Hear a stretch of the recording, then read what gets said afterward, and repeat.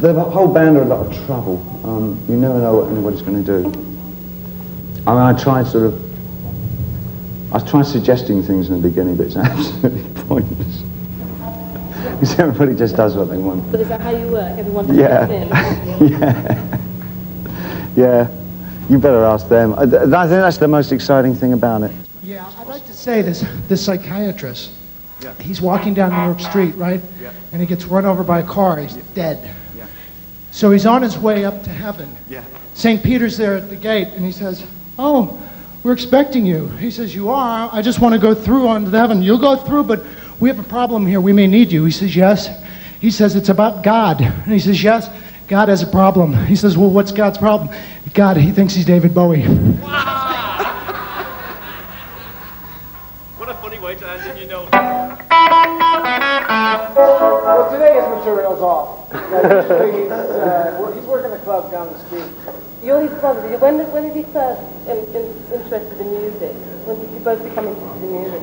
I guess when he was about 8 years old. And what about yourself? At that time. But I'm a couple years older than he is. Yeah, about 10, 11. Do you both come from a musical family? No. I don't know where it came from. What were the first records that you both bought? Actually, the first records that I heard were the Orlons and actually rhythm and blues stuff. The first stuff I listened to. But tell him how long you've been into David, his music. You've been into David's music. What, did David do something before Tin Machine? Did he do something before Tin Machine? I've been into David ever since like 1986. Back that far. That's when you know what I mean? You never miss one of my shows, did you? No, I don't. I never see one. So I never miss it. Reed, is this the first session you've had since the album? Since the album, yes, it is. And in your own opinion, how's it going? Well, today's the first session, so it's. Could you give me a second opinion? You're ugly. Thank you. Yeah, I think it's great. Who's the we play the way we play. To control?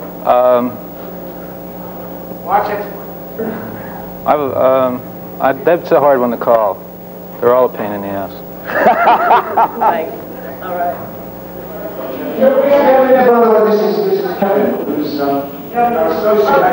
We worked together at Live Aid for the first time.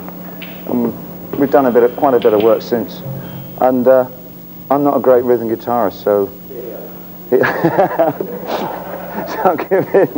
Kevin does what I pretend to do. So Kevin, Kevin's a proper musician. We first met David about about 15 years ago. So. First time, but then we worked together about 12 And then years. we worked together 12 years ago. We did the Less for Life album with Iggy Pop. And we've kept in touch over the years. And one night I was just out and someone told me that David was going to be at this get-together somewhere, so I thought I'd drop by and say hello. And I dropped by and said hello, and he said hello back. And he told me that he had this great guitar player that he'd like me to hear, and that he was thinking of doing a project with, and would I like to be included in it? And I said, sure, let's go, you know. And I said, should I call the drummer up? And he said, yeah, call the drummer up. And I met Reeves. I was given his tape on the last Spider tour. I'm given an awful lot of tapes on tour, but I try and get round to playing them all at some point, you know. Even if I can't do anything with them, I listen. And this one tape was really great. He was very selective. He was very clever because he picked out all the best bits of guitar playing he'd done. I didn't have to sit 2 hours. They were the bad bits. That's probably why I liked it so much. He picked out all the good bits, or bad bits, as he puts it. And said, these are my good bits. We work together. Do you fancy doing something? You know, and I love the tape, and so I got hold of him immediately. So is the style of music you're doing now what you did from the beginning, or have you developed it as you've gone along?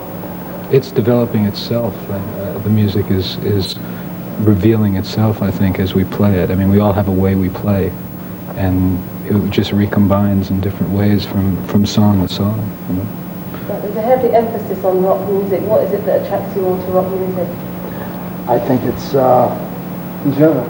our background, you know, rock and roll, opposed to I don't know, you say metal or whatever, you know, quote metal, which I think is. What attracts us to each other? No. Listen, you know, like with only two of the guys really, I think, I don't know about you, are like sort of jazz, know anything at all about jazz. You were never a jazz freak. I know you like listening to it, but you never played it, right? No, I never played it, but actually jazz was the first music I heard. My father was a disc jockey at the beginning of anyway, and you know, but seriously, there was it was a question of finding the right kind of music that really didn't have too much orchestration about it, and the easiest kind of music to become free on, because it only has 2 or 3 chords in, you know, is rock and roll. Otherwise, if it started getting too chordy and arranged, it wouldn't be anything like what we wanted to do, because we wanted to put our own individual personalities into what we were playing, and it was very important. It was, the structure was as loose as possible so that everybody could improvise to a certain extent on what we were doing. And rock and roll is the best format, and it's the music we all love. Heavens and hell, heavens and hell, among the twilight stars, like a rocky two boys. Heavens and hell, don't dance on my tongue. You dance on the sun and the twilight stars. Heaven and hell.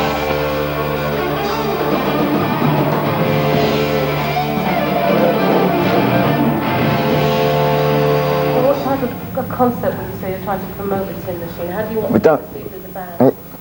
I'm not going to shut I up. don't think it's a concept. you know, you ask where the music came from, and I think it's just a reflection of our hanging out together. You know, the music reflects just what we like to play, what our hanging out is about. You know, it's what obviously every musician takes from their past. You know, we take from our own past and just throw it in. You know. The only concept that we do have is that we won't wear bondage gear. You know, I mean, it really is. I was going to ask you about that. Have you thought carefully about the image you're trying to portray? No, that's exactly it. It's very in these days of be Whoever that is. Whoever that is. Someday we'll find ourselves and be very disappointed we did.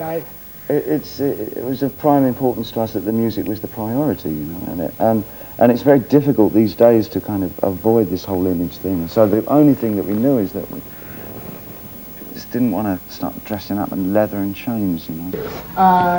As did the rest of us, we went in the studio. We put down what we were feeling that day, you know, and to change anything from that is Starts getting into a production. It starts to. I mean, you can water and water and water it down, and then it's not. You lose the essence of what your original feeling was there. I suggested. I know for sure that I suggested that things didn't be rewritten. No, you didn't. See, and actually, no, he suggested that. Well, what happened is we'd put a track down and we'd come back from lunch and David would have a whole sheet of lyrics there. And what did you do with them? Well, for me, the exercise is good in as much that it was just impressionistically written. I mean, just wrote the very first things that came into my mind and what suited the feeling of the music. Lyrically, I think the songs are strong, and musically they're obviously strong. But I don't think we have any soapbox particularly, but to shout from. I think if there's anything that we could change, that might be our socks.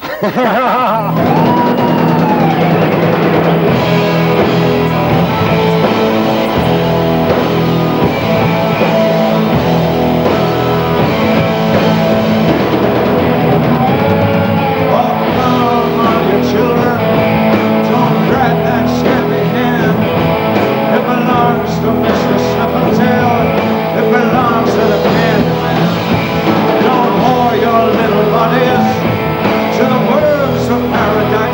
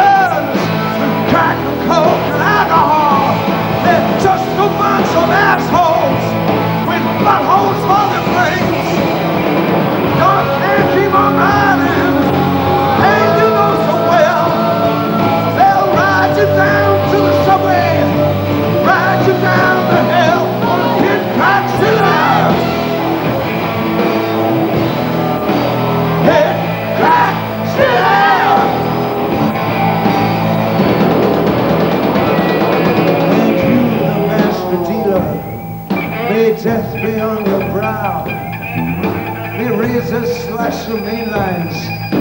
Talking to you right now. All your mindless nightmares. Consume your sunken head. With a house of paranoia. There's upon your streaking bed. Don't confuse nightmares. There's nations turn and move. These stinking bells are highways. Buildings with black roofs in that city.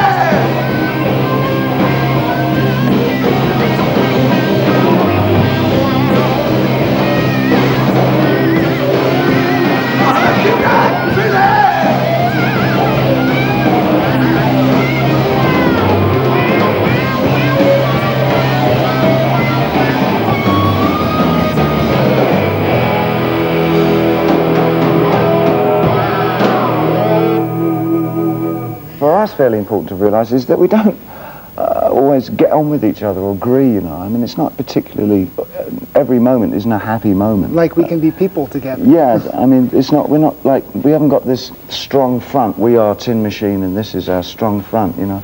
That's absolute bullshit. We argue a lot and we don't always particularly agree with each other's... I mean, of course, you have to fit it in some kind of format because we make records, people, Yeah. and then there's, you know, a record cover. Yeah. You know what I mean? And it's some But the kind of solid form. front business is pretty tiresome to me because it's not true, you know. There's no such thing as, well, you know, we're all in this together and we all think alike and we we're walk going to the change same. the world. It was Yeah, all right but for the we all- Beatles, but I think it ended there. strong personalities, and I think that was the thing. It was personality-wise, it was adjusting. You know, for me, it was very hard. To be quite honest, it was very hard for me to relinquish responsibility for ideas and things. Do you see Tin Machine as a long-term project, or is it just a whim? I think project might be the wrong word. I think band is the word. I mean, I'm quite certain if anybody really got bored enough or angry enough or whatever, they'd just take a walk. You know, so it's that kind of. It's just dependent on how we all keep getting on with each other musically and personally. I mean, I would hate to put a limit on it. I would like to think that we've got at least 2 more albums in us. That's what I'd like to think. But you don't know, do you?